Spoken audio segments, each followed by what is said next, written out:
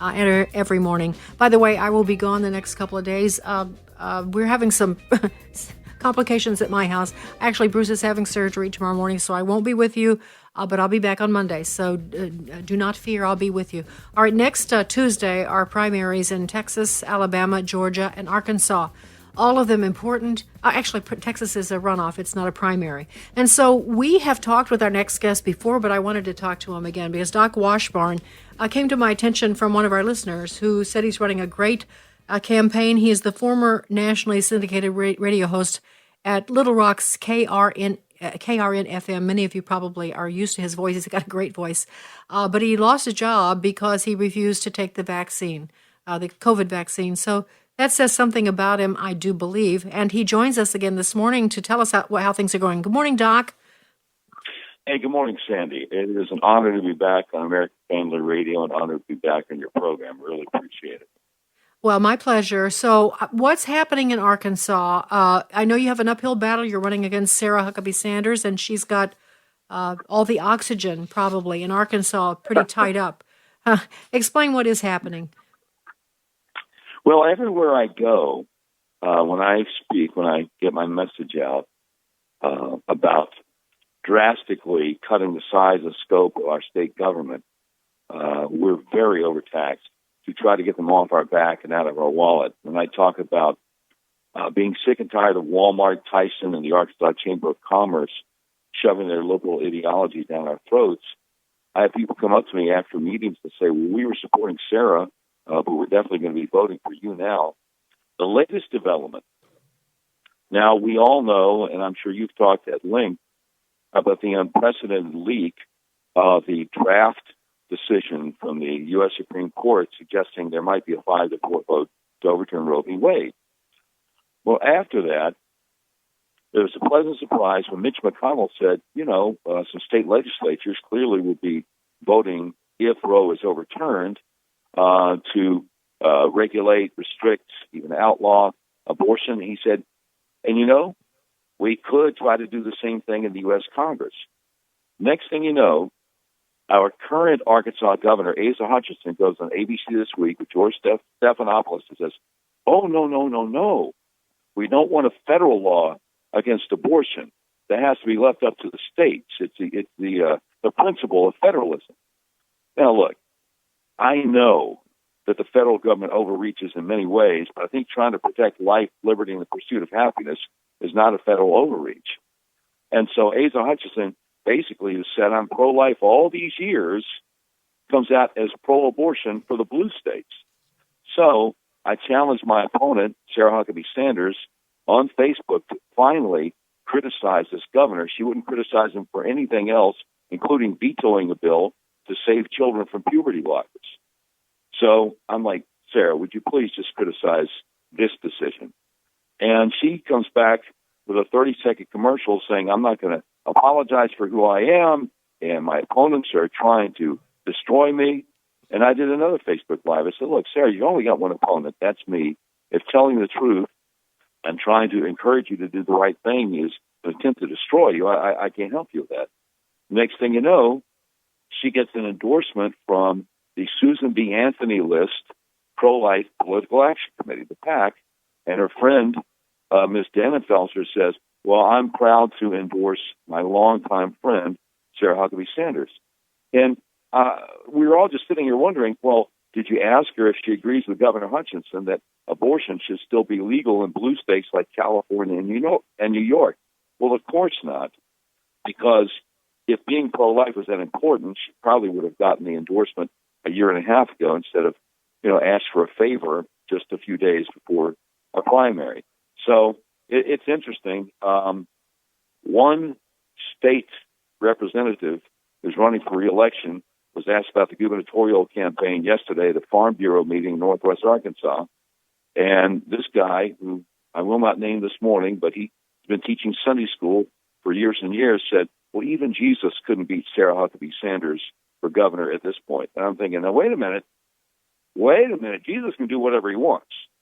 Kind of reminds me of when they said about the Titanic, even God couldn't sink this ship. So it's going to be very interesting to see what happens. But win or lose, What we're about is trying to glorify God in our campaign. So, Doc, what's the energy like in Arkansas? Is there a lot of grassroots energy, or is it just like this is a fait accompli that Sarah's going to win, and or is there energy in rallies? What are you seeing? There is a lot of energy, and we hear from people every day who say, "Wow, this is great! I had no idea that there was an alternative. I didn't realize that she had an opponent." And so I'm running all over the state. I introduce myself to people, say, "Hi, I'm Doc Washburn, a Republican running for governor. Unlike my opponent, Sarah Huckabee Sanders, I do actually answer questions and talk about issues. That's why I'm here, and she's not." You know, you run into all kinds of candidates running for all kinds of offices, but you will not run into her because she only does photo ops. She's terrified of answering questions or talking about issues, for that matter. And everywhere I go, I get a really great response.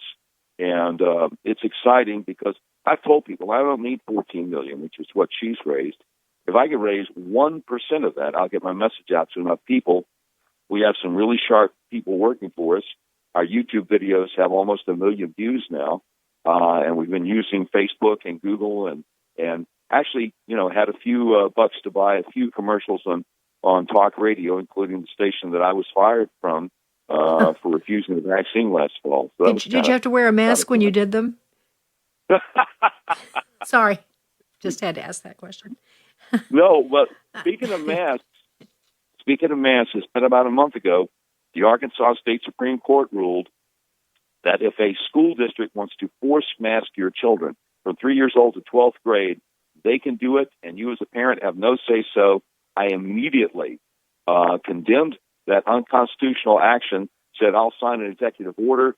If I'm elected governor on day one, I'll sign legislation telling the school districts you can't force mask anybody. And I challenged Sarah to at least address the issue. And a month later, she's silent because, again, she will not go against anything Walmart, Tyson, the Arkansas Chamber of Commerce say to do. For that matter, the bill that Asa Hutchinson vetoed last spring, which was overridden by almost all the Republicans in the state legislature to protect children from the chemical castration, the puberty blockers, it is tied up in court.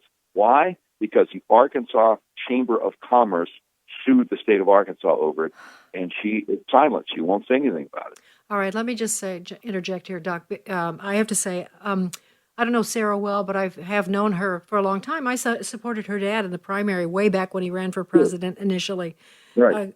But Sarah, if you're listening, and if anybody listening in Arkansas would agree with this statement, Sarah is so good on her feet. She, of all people, can answer questions. She is more than capable. She's articulate. She's winsome. And so there is no reason why she won't answer questions other than she doesn't want to give you her answer. She's trying to hide, and that's really, really upsetting. That's disturbing. There's no other reason why she wouldn't answer the questions that Doc has posed and others have posed. And so those of you that support her, I suggest that you get on a bandwagon of some sort and ask her to have an open forum where she answers questions that will affect you. You will be heartsick if you elect her for governor and she turns to be the same way as Asa Hutchinson, who at one time in his life, I remember, was actually very good, but not anymore. And so if you want to stop that, I think you need to think twice about supporting her. Either that or let her get out there and say for herself what she really feels. I think Doc is right to challenge her on a regular basis. Doc, you have the last word here. Yes, ma'am. I also challenged her recently because she refuses to say whether she thinks the election of 2020 was stolen. I challenged her to watch 2,000 Mules, Dinesh D'Souza's documentary. You can't watch that and say the election wasn't stolen. No response from her camp. Anyway. All right. Okay, well, hang on a second. Doc Washburn Show. Doc Washburn Show. And what was the site that you just gave? Our website, if you want to contribute to the campaign, is electdocwashburn.com. electdocwashburn.com. All right, there's always expense, Doc, and so I would encourage people to help you.